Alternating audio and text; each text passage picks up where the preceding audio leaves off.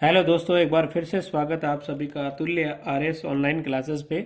मैं सुनील बादू प्रस्तुत हूँ लेकर के राजस्थान की कला व संस्कृति। और राजस्थान की कला व संस्कृति में दोस्तों हम जो है नवीन पाठ्यक्रम के अंतर्गत पढ़ रहे थे, और नवीन पाठ्यक्रम में हम राजस्थान के लोक देवताओं को संपूर्ण कर चुके हैं। आज जो है एक और टॉपिक जो कि आपका नवीन जो है पाठ्यक्रम के अंतर्गत जो है संग्रहित किया गया है और लगाया गया है, उसकी बात हम करने वाले हैं। तो लिख लीजिएगा, टॉपिक का नाम है राजस्थान के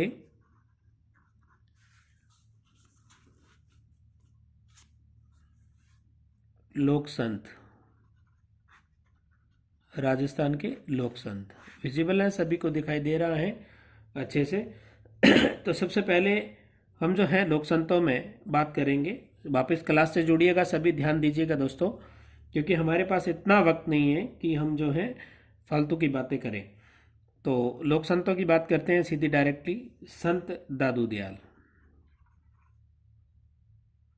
संत दादू दयाल।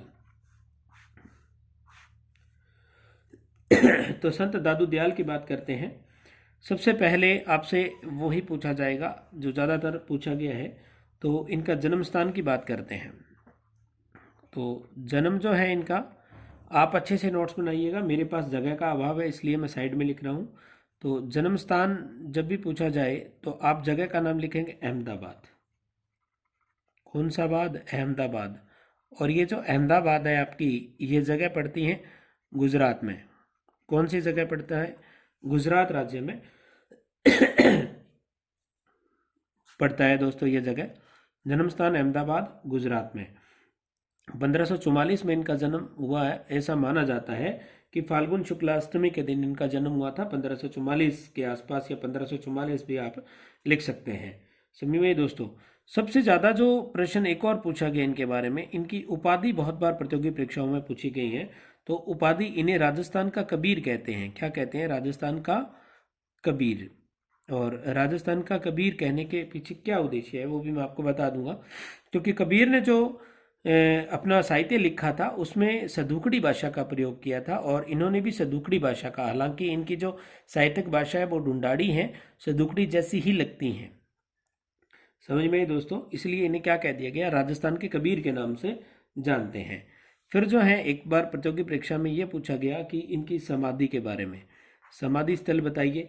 तो समाधि को, इनको समाधि जो है उसको एक और नाम लिख लीजिए, दादू खोल भी कहते हैं। क्या कहते हैं दोस्तों? दादू खोल के नाम से भी जानते हैं, या समाधि भी कह देते हैं कि कहाँ पर इन्होंने ली।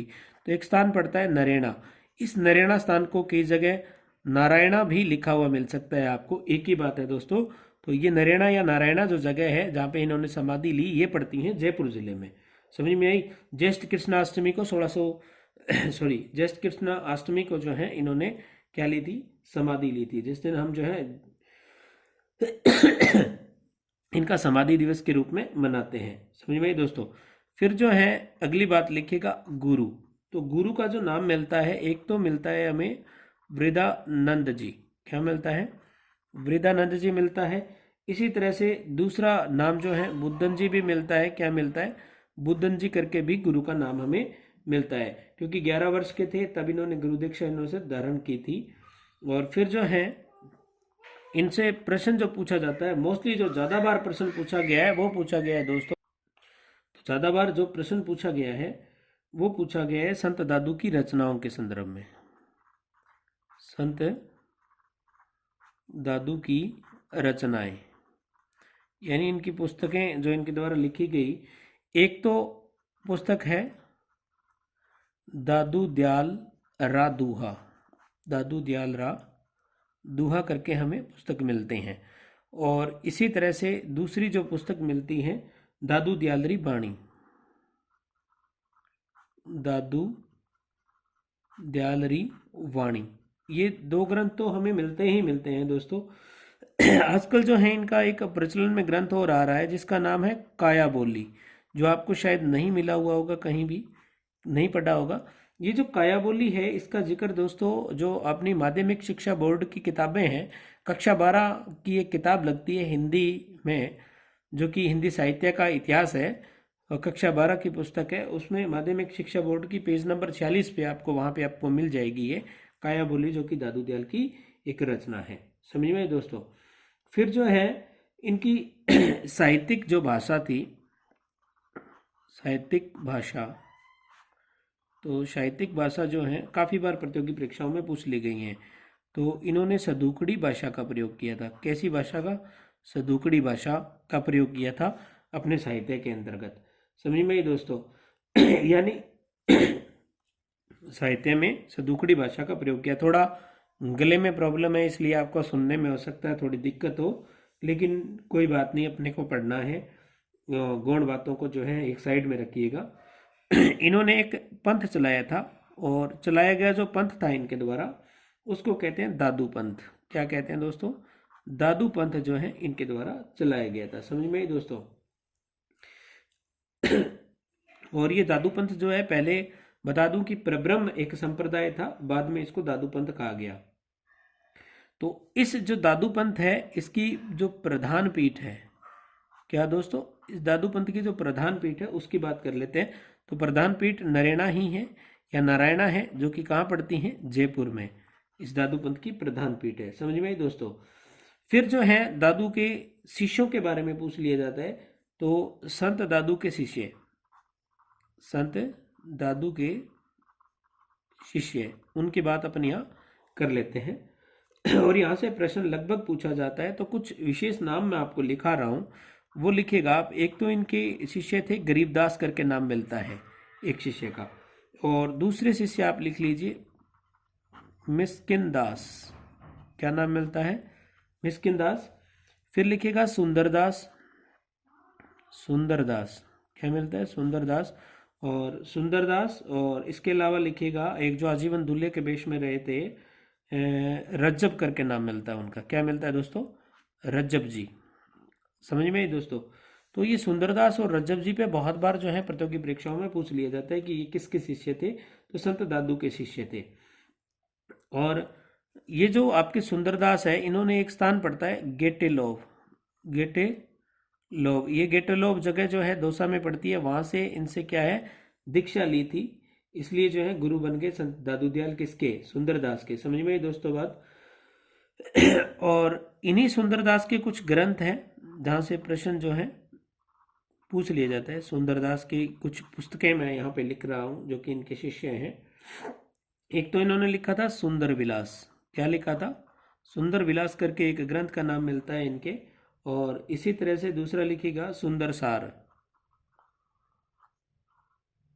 सुंदर सार, दूसरी क्या पुस्तक मिलती है हमें? सुंदर सार के नाम में। इसी तरह से ज्ञान सुंदर। विशेष बात ये आपको याद नहीं करना पड़ेगा, जिसके पीछे सुंदर लगा हो वो किसकी है? सुंदरदास की रचना मिलती है हमें। समझ में आई दोस्तों। तो रज्जब की बात कर लेते हैं। तो रज्जब के बारे में ऐसा कहा जाता है रज्जब जी के बारे में कि ये दादू दयाल के ऐसे शिष्य थे जो आजीवन क्या रहे, इस तरह से लिख लीजिए आप, रज्जब जी आजीवन दूल्हे के वेश में रहे। किसके? दूल्हे के वेश में रहे। समझ में आई दोस्तों बात। यानी ये शादी के लिए जा रहे थे रजब जी, और रास्ते में जो है दादू दयाल जी से इनकी मुलाकात हुई, और वहीं पर जो है कहते हैं कि इन्हें ज्ञान की प्राप्ति हो गई। और बाद में जो है इन्होंने दादू संप्रदाय का घूम घूम के बहुत ही जो है प्रचार प्रसार किया था, और आजीवन ये उसी दूल्हे की ड्रेस में रहे थे, सेहरा बांध करके, और जो दूल्हे की वेशभूषा होती है हमारे राजस्थान में, उसी तरह से ये घूमते रहे थे और दादू पंथ का प्रचार प्रसार किया और अपने उपदेश दिए थे। तो रजब जी का एक ग्रंथ है, उसके बारे में लिख लीजिए। रजब जी ने भी एक जो है पुस्तक लिखी है, रजब वाणी। एक तो रजब वाणी है, और एक और आपको बता देता हूँ, एक जो प्रतियोगी परीक्षा में पूछा गया था वो है सर्वज्ञी। सर्वज्ञी करके इनकी एक पुस्तक का नाम मिलता है। एक बार प्रतियोगी परीक्षा में पूछ लिया था कि संत कौन से लोक संत ने अकबर से मुलाकात की थी। तो 1585 में अकबर से मुलाकात की थी। अकबर से मुलाकात किसने की? संत दादू दयाल ने की थी। समझ में? किससे मुलाकात की? अकबर से की। कब की? 1585 में। समझ में? और कुछ इनसे संबंधित जो है शब्दावलियां हैं वो मैं आपको बता देता हूं दोस्तों। ये जो शिष्य हैं जिनकी बात हमने की है, दादू दयाल के शिष्य थे 152। कितने शिष्य थे?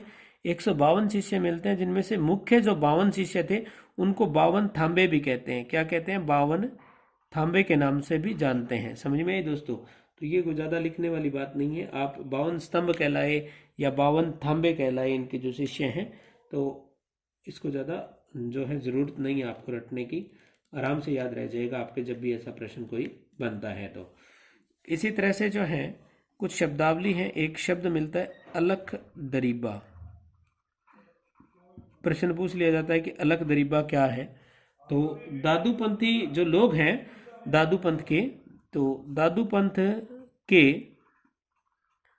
सत्संग स्थल, क्या जी? दादू पंथ के सत्संग स्थल क्या कहलाते हैं? अलख दरीबा कहलाते हैं। समझ में आई दोस्तों बात? एक तो अलख दरीबा किसे कहा जाता है कि दादू पंथ के जितने भी सत्संग स्थल है उनको किस नाम से जाना जाता है? अलख दरीबा के नाम से जानते हैं। समझ में आई? फिर बात करते हैं कि दादू पंथी जो एक दूसरे को मिलते हैं और जब अभिवादन करते हैं एक दूसरे का, तो एक शब्द कहते हैं सत्यराम। क्या कहते हैं? यानी दादूपंथी लोग जो भी एक दूसरे से मिलते हैं तो अभिवादन शब्द है इनका क्या? सत्याराम करके कह के ये एक दूसरे से मिलते हैं। और दादूपंथी जो हैं वो आजीवन क्या रहते हैं? अविवाहित रहते हैं, बच्चे को गोद लेकर के अपना वश चलाते हैं। और अंतिम क्रिया में ये क्या करते हैं दादूपंथी? शव को जलाते नहीं है। जो शव होता है मृत व्यक्ति का, उसको जलाते नहीं है, डेड बॉडी को जलाते नहीं है, और खुद खुला जो है जंगल में छोड़ देते हैं, जिससे कि जो आपके जानवर होते हैं जंगल वगैरह में, उनका जो है पेट की आपूर्ति हो सके, इसलिए शव को ये खुला छोड़ देते हैं। इस तरह का प्रश्न एक बार पूछा गया है। तो दादू पंथ की कुछ शाखाएं भी है। एक तो खालसा है या नरैणा शाखा है या नारायणा शाखा है, जो कि जयपुर के अंदर है। और एक है निहंग, जो कि घुमक्कड़ लोग होते हैं। शाखाएं यहाँ मैं लिख रहा हूँ दोस्तों, थोड़ी सा जगह का अभाव है तो यहाँ लिख देता हूँ मैं, आपको शायद विजिबल है। एक शाखा तो है, लिखिएगा खालसा। खालसा, इसका जो खालसा शाखा है इसका मुख्य स्थल है नरेना, जो कि नारायणा है जयपुर वाला, यहाँ पर ये मुख्य शाखा थी। दूसरी जो शाखा है वो नागा शाखा थी। ये नागा शाखा जो है संत सुंदरदास जी ने इस शाखा की स्थापना की थी। और नागा शाखा के जो लोग होते हैं वो सैनिक वृत्ति के होते हैं। कैसे होते हैं दोस्तों? सैनिक वृत्ति के रहते हैं, सैनिक की वेशभूषा रखते हैं। और इसी तरह से एक शाखा है निहंग, और ये निहंग जो लोग होते हैं ये घुमक्कड़ होते हैं। कैसे होते हैं? घुमक्कड़ लोग होते हैं निहंग। तीसरी शाखा है, चौथी आप लिख लीजिएगा उत्तरादे। ये उत्तरादे जो उत्तर दिशा की ओर गए दादूपंथियों के लोग, वो उत्तरादे कहलाए। समझ में आई दोस्तों? इसी तरह से एक शाखा है इनकी खाकी। क्या कहलाती है? खाकी कहलाती है। ये खाकी इसलिए कहलाती हैं कि ये जो लोग होते हैं खाकी शाखा वाले, दादूपंथी वाले, ये शरीर पर क्या है? राख का लेप किए रखते हैं या भस्म लगाए रखते हैं, इसलिए इन्हें खाकी के नाम से जानते हैं। संत सुंदरदास जी जो थे, इनके शिष्य ये सुंदरदास जी जिनके बात हमने की, तो ये जो है आजीवन सैनिक वेश में रहे थे। किस वेश में रहे थे? सैनिक वेश में। जबकि रज्जब किस वेश में रहे थे? दूल्हे के वेश में रहे थे। समझ में आई दोस्तों बात? तो दूल्हे के वेश में कौन घूमते रहे? रज्जब जी। और सैनिक वृत्ति वाले कौन थे? सुंदरदास जी। फिर जो है दादू के संबंध में कुछ मत मिलते हैं हमें। एक जो राइटर हैं पीडी बर्थवाल, पीडी बर्थवाल, ये इनको दुनिया मानते हैं। क्या मानते हैं? दुनिया मानते हैं दादू जी को। और सुधाकर द्विवेदी करके एक विद्वान मिलते हैं, वो बोची मानते हैं। तो इनके जो है मतभेद है। फिर जो है इनके पुत्रों का उल्लेख मिलता है हमें दादू पंथ में। तो पुत्र एक तो इनके थे गरीबदास। क्या नाम था पुत्र का? गरीबदास। और दूसरा जो नाम मिलता है हमें वो मिलता है मिस्किन दास। क्या मिलता है? मिस्किन दास और गरीबदास, दो पुत्र थे दादू दयाल के, इनका हमें जिक्र मिलता है। इसी तरह से दो पुत्रियां भी हुई इनके। तो पुत्रियों का नाम जो है आप लिख लीजिएगा। एक तो था शोभा कुंवरी। क्या नाम मिलता है? शोभा कुंवरी करके एक नाम मिलता है। और दूसरा नाम जो मिलता है वो मिलता है रूप कुंवरी। क्या मिलता है? रूप कुंवरी के नाम से भी हमें नाम मिलता है इनका। और दादू पंथ के बारे में और क्या बताऊं दोस्तों, कि दादू पंथ के जो लोग हैं वो भगवा वस्त्र पहनते हैं, तिलक माला चोटी आदि धारण नहीं करते। ये इनकी प्रमुख जो है दादू पंथ की विशेषताएं हैं। तो आपको जो है मैंने दोस्तों बहुत ही अच्छे तरीके से दादू पंथ के जो संप्रदाय है, जो लोक संत हैं, उनके दादू जी के बारे में बहुत अच्छे तरीके से मैंने आपको बताने की कोशिश की। तो हो सकता है कि आपको बहुत अच्छा लगा हो, या नहीं लगा है तो भी कमेंट के माध्यम से बताइएगा। पूरी कोशिश करता हूँ कि आपको एक एक फैक्ट जो है आप तक पहुँचाया जाए, जिससे कि आप जो है अपनी जो परीक्षा है उसको सफल कर सकें, उसको पास कर सकें। और यही शुभकामनाएं अतुल्य आरएस की आपके साथ हमेशा जुड़ी रही है। तो हमने यहाँ बात की दोस्तों लोक संतों में संत दादू दयाल की। नेक्स्ट हम बात करते हैं आगामी लोक संत की। देखिएगा नेक्स्ट लोक संत के बारे में देखिएगा, लिखिए संत जसनाथ जी।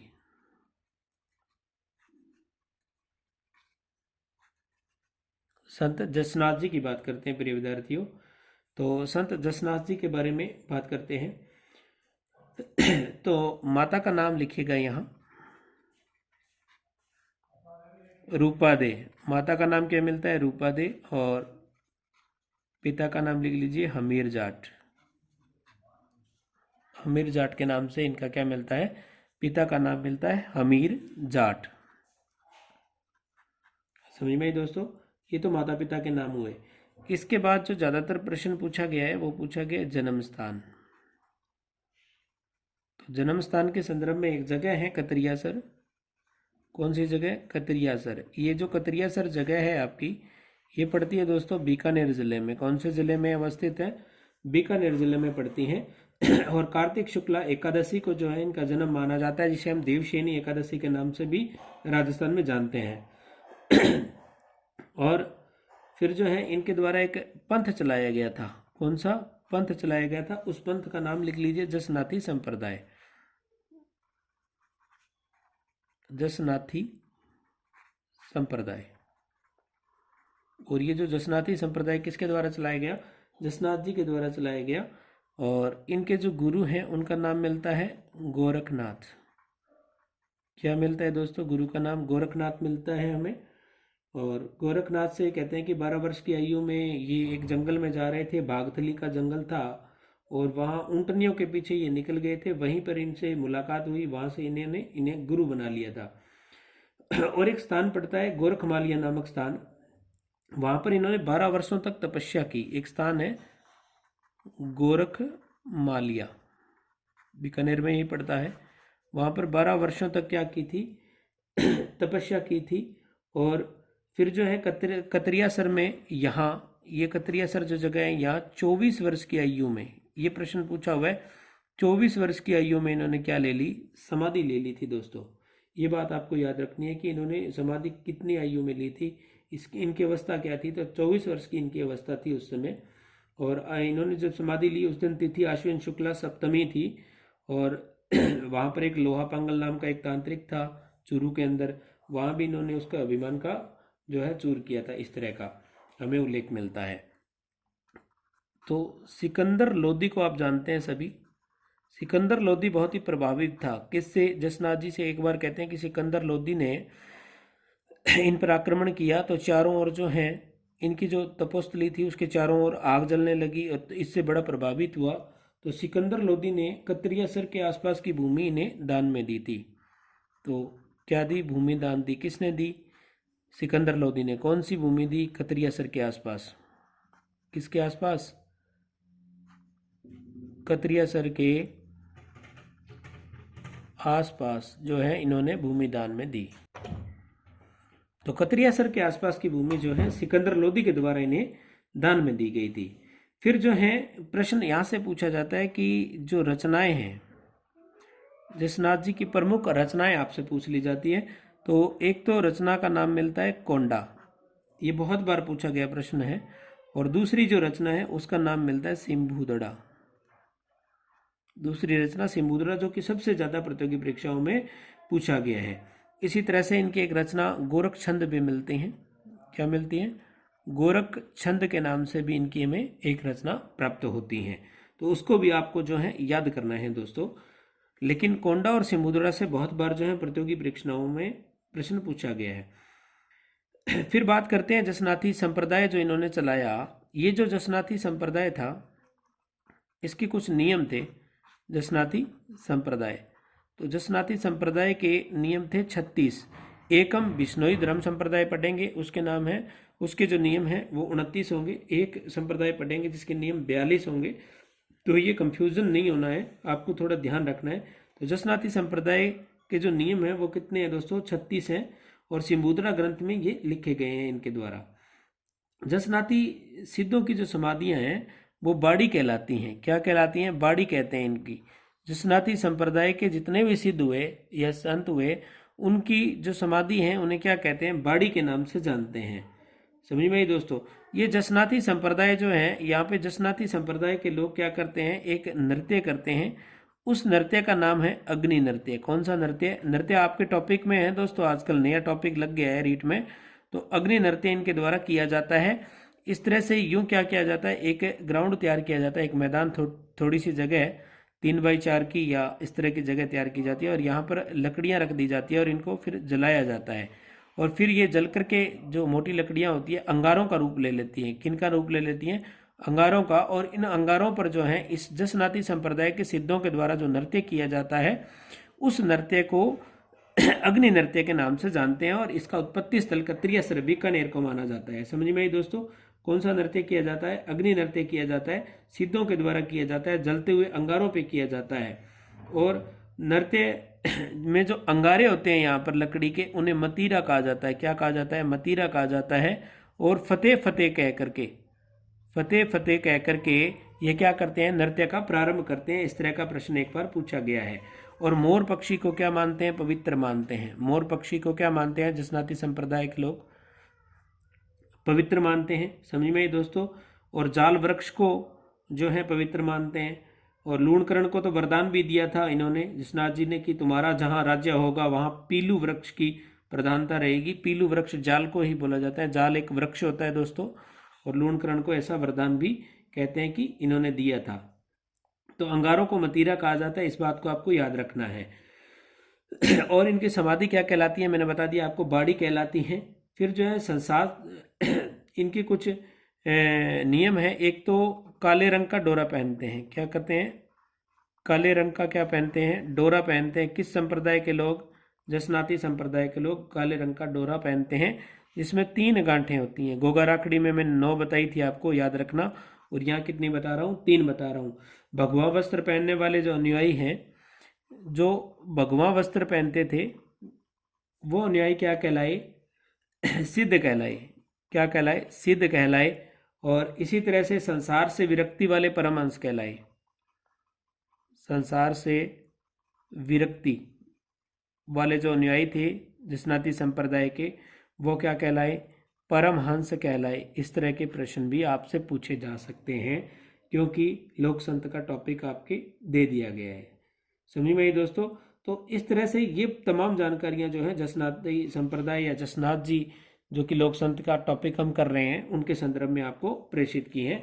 तो इस बात का आपको थोड़ा सा ध्यान रखते हुए पढ़ना है। तो जसनाती संप्रदाय के संदर्भ में हम दोस्तों इतनी ही जानकारी जो है पढ़ेंगे।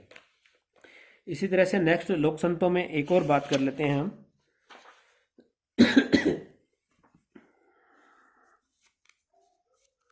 सबको विजिबल होगा दोस्तों। तो एक जो लोक संत हुए हैं, संत पीपा। कौन से संत हुए हैं? संत पीपा। समझ में? तो पिता का नाम लिखिए, बहुत बार पूछा गया प्रश्न है। पिता का नाम मिलता है कड़वा राव। क्या मिलता है? कड़वा राव। खिंची राजवंश के थे ये। और माता का नाम लिखिएगा, माता लक्ष्मीवती। क्या नाम मिलता है? लक्ष्मीवती नाम मिलता है माता का हमें। फिर जो है आप गुरु का नाम लिखिए, गुरु का नाम मिलता है रामानंद। संत पीपा के गुरु का नाम क्या मिलता है? रामानंद। हालांकि रामानंद के जो है 12 शिष्य थे, जिसमें से मोस्टली बहुत ज़्यादा जो शिष्य थे वो राजस्थान से संबंधित थे, उसकी बात अपन यहाँ नहीं करेंगे। फिर जो है जन्म स्थान की बात कर लेते हैं संत पीपा के संदर्भ में। तो इनका जन्म हुआ था गागरोन दुर्ग में, गागरोन दुर्ग में। और ये जो गागरोन दुर्ग है, जल दुर्ग का उदाहरण है, हमारे राजस्थान के झालावाड़ जिले में अवस्थित है। दुर्गों में मैंने आपको पढ़ाया भी था दोस्तों। राजस्थान के झालावाड़ में है। तो दुर्ग वहाँ आप टॉपिक जा करके देख लीजिएगा, बहुत अच्छे से आपको दुर्गों के बारे में बताया हुआ है। तो गागरोन दुर्ग कहाँ है? झालावाड़ में। जहाँ किसका जन्म हुआ? कौन से संत का? संत पीपा का जन्म हुआ था। और एक बार प्रश्न ये पूछा गया था कि संत पीपा का वास्तविक नाम क्या है? तो वास्तविक नाम हमें मिलता है इनका प्रताप सिंह। क्या मिलता है? पहले ये राजा हुआ करते थे, तब इनका नाम क्या था? प्रताप सिंह था। बाद में जो है ये अपनी पत्नी सीता को लेकर के रामानंद की शिष्य मंडली में शामिल हो गए थे, और पर्दा प्रथा का भी इन्होंने विरोध किया था। सीता जो है बिना पर्दे के ही इनके साथ रहती थी, इनकी पत्नी रामानंद की भक्त मंडली में। समझ में आई दोस्तों? तो आपको वास्तविक नाम क्या रखना है? तो प्रताप सिंह याद रखना है, जब ये राजा हुआ करते थे। बाद में इन्होंने राजपाट जो है त्याग दिया था। फिर बात करते हैं कि इन्हें दर्जी समुदाय के आराध्य देव माना जाता है। क्या माना जाता है? दर्जी समुदाय के आराध्य देव। क्या माना जाता है? दर्जी समुदाय के आराध्य देव के रूप में इनकी पूजा की जाती है। समझ में आई दोस्तों? यानी दर्जी जो समुदाय के लोग हैं वो इनको अपना आराध्य मानते हैं। और दर्जी समुदाय वाली एक पीठ भी है राजस्थान में इनकी। तो मुख्य स्थान में आप लिख लीजिएगा, मुख्य स्थान। तो मुख्य स्थान एक तो इनका है समदड़ी। समदड़ी कहाँ पड़ती है? बाड़मेर में। मुख्य स्थान एक तो है समदड़ी, जो कहाँ पड़ता है इनका? बाड़मेर जिले में पड़ता है। और फिर जो है एक स्थान और है इनका, लिख लीजिएगा, संत पीपा की गुफा। ये प्रश्न बहुत बार पूछा गया है कि संत पीपा की जो गुफा है वो कहाँ अवस्थित है? तो संत पीपा की गुफा में लिख लीजिए टोडा राय टोंक। टोडा राय एक कस्बा है, कहाँ का? टोंक जिले का। वहाँ इनकी क्या है? गुफा बनी हुई है, जिसके अंदर ये पूजा आराधना करते थे। इसी तरह से संत पीपा की आपसे छतरी पूछ ली जाए, संत पीपा की छतरी की बात अगर आपसे की जाए, तो संत पीपा की छतरी गागरोन दुर्ग में है। कौन से दुर्ग में? गागरोन दुर्ग आपका टॉपिक भी है, तो वहाँ से प्रश्न पूछा जा सकता है। तो कौन से दुर्ग में इनकी छतरी बनी हुई है? गागरोन दुर्ग में है, जो कि झालावाड़ में है। काली सिंध और राहु नदियों के संगम पर अवस्थित दुर्ग माना जाता है। समझ में आई दोस्तों? गुरु का नाम रामानंद मैंने आपको बता दिया है। इन्होंने क्या किया था कि फिरोज शाह तुगलक के साथ युद्ध किया था और उसे पराजित भी कर दिया था। फिर सबसे ज़्यादा ये प्रश्न पूछा जाता है कि राजस्थान में भक्ति आंदोलन के जनक, तो राजस्थान में भक्ति आंदोलन के जनक कौन है? संत पीपा को माना जाता है, जो कि रामानंद के शिष्य हैं। समझ में आई दोस्तों बात? तो भक्ति आंदोलन का जनक पूछ लिया जाए तो आपको संत दन्ना नहीं करना है। क्या करना है? उत्तर संत पीपा देना है। भूलवश विद्यार्थी जो हैं संत दन्ना जी को कर देते हैं। और दन्ना जी जो हैं, हालांकि राजस्थान में भक्ति आंदोलन का प्रचार प्रसार संत दन्ना ने किया था, लेकिन जनक किसको माना जाता है? संत पीपा को माना जाता है। प्रिय विद्यार्थियों, ये बात आपको याद रखनी है। फिर उन्होंने एक रचना लिखी थी, उसको आप लिख लीजिएगा। संत पीपा की एक रचना है चिंतावणी जोग। कौन सी जोग? चिंतावणी जोग करके एक पुस्तक का नाम मिलता है, जो किसके द्वारा रचित है? संत पीपा के द्वारा रचित है। ये आपको याद रखना है प्रिय विद्यार्थियों। निर्गुण परब्रह्म की उपासना पे ये बल देते थे। समझ में आई दोस्तों बात? तो संत पीपा के संदर्भ में मैंने आपको बता दिया है कि पिता का नाम कड़वारा, माता का नाम लक्ष्मी, गुरु का नाम रामानंद, जन्मस्थान गागरोन दुर्ग झालावाड़, वास्तविक नाम क्या है? प्रताप सिंह इनका हमें वास्तविक नाम मिलता है। दर्जी समुदाय के आराध्य देव है। हालांकि पूरे भारत की बात करें तो नामदेव भी हैं। नामदेव को भी क्या माना जाता है? भक्ति और सूफी आंदोलन भी है आपके, उसका ध्यान रखना है। तो नामदेव जी जो संत हुए वो भी दर्जियों के आराध्य देवता के रूप में पूजे जाते हैं। लेकिन राजस्थान में संत पीपा की बात आए तो दर्जी समुदाय का आराध्य देव कौन है? संत पीपा को माना जाता है। और भक्ति आंदोलन का इन्हें जन्मदाता भी राजस्थान में माना जाता है। तो इन बातों को याद करते हुए आपको इस टॉपिक को जो है संपूर्ण करना है दोस्तों। थोड़ा सा ध्यान से आप पढ़ेंगे तो बिल्कुल आपको अच्छे तरीके से याद होने वाला है, कोई दिक्कत नहीं होगी। तो संत पीपा की बात हमने की। इसके बाद जो है हम बात कर लेते हैं एक और संत की।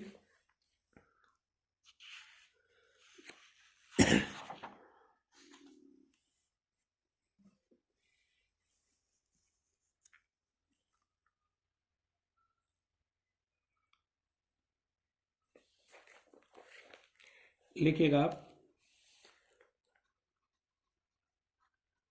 संत रैदास। संत रैदास जो है, इनका जन्म लिखेगा। जन्म इनका काशी में हुआ था। कहाँ हुआ था दोस्तों? जन्म काशी में हुआ था। और जाति से ये चमार थे, जाति क्या मिलती हैं, चमार मिलते हैं। और गुरु का नाम रामानंद, क्या मिलता है, गुरु का नाम रामानंद मिलता है। फिर इनकी छत्री के संबंध में प्रश्न पूछा गया है, तो छत्री आप लिख लीजिएगा चित्तौड़गढ़ दुर्ग में। कौन से दुर्ग में है, चित्तौड़गढ़ दुर्ग में, राजस्थान में दुर्ग है चित्तौड़ के अंदर, वहाँ जो है इनकी छतरी बनी हुई है संत रैदास की। फिर जो इम्पोर्टेंट प्रश्न जो कि इनके संदर्भ में पूछा जाता है राजस्थान से रिलेट करके, तो ये मीरा के गुरु थे। किसके गुरु थे, मीरा के गुरु थे। समझ में आई दोस्तों बात। तो मीरा के गुरु कौन थे, संत रैदास थे। और जन्म काशी में हुआ, जाति से ये चमार थे, निर्गुण जो है संत माने जाते हैं इनको। और छतरी चित्तौड़गढ़ दुर्ग में है। और प्रताप सिंह या संत पीपा की छतरी गागरोन दुर्ग में, लेकिन संत रैदास की छतरी कौन से दुर्ग में है, चित्तौड़गढ़ दुर्ग में। इस बात का हमें विशेष ध्यान रखना है दोस्तों। मे भी आप लोगों को अच्छे से समझ आ रहा होगा। संत रैदास का जन्म काशी में हुआ, जाति से चमार, गुरु रामानंद, और छतरी चित्तौड़गढ़ दुर्ग में मीरा के ये गुरु थे। समझ में आई। इनके कुछ दोहे भी मिलते हैं ना कि प्रभु जी तुम चंदन हम पानी, ओछे एक ग्रंथि थी इनके, विकारिक ग्रंथि थी, ऐसा माना जाता है। लेकिन उसकी बात अपन नहीं करते हैं, वो हिंदी साहित्य का एक विषय है, उसमें बात की जाती है। तो आपके लिए ये पर्याप्त जानकारी है संत रैदास के संदर्भ में। तो संत रैदास के बारे में भी हम पढ़ चुके हैं, संत पीपा के बारे में हमने पढ़ा, संत जसनाथ जी के बारे में हमने पढ़ा है, संत दादू दयाल जी के बारे में पढ़ा है। तो कुछ संत जो हैं उनकी बात हम आगामी क्लासों में करेंगे। मे भी आपको अगर मेरी क्लास में बहुत अच्छी लग रही है तो आप अतुल्य आर्यस ऑनलाइन के माध्यम से आप कमेंट करके मुझे ज़रूर बताएंगे दोस्तों। और किसी प्रकार का कोई डाउट हो तो ज़रूर हम तक कमेंट में प्रेषित करें। आपको जो है उचित समय में आपको उत्तर दे दिया जाएगा उसका। कई बार ये होता है दोस्तों, हम फ्री नहीं होते तो एकदम से हम उत्तर नहीं दे पाते, और फिर हम कमेंट देखते हैं तो हम जो है ज़रूर विद्यार्थी को उसका उत्तर ज़रूर देते हैं। अगर कोई त्रुटि भी हो तो हम उसको सही करके भी डालते हैं। तो इस बात का ध्यान रखें और जुड़े रहें अतुल्य आर्यस ऑनलाइन क्लासेस से। कमेंट के माध्यम से आप ज़रूर बताइएगा कि कैसी लगी आपको क्लास। तब तक के लिए जय हिंद, जय भारत।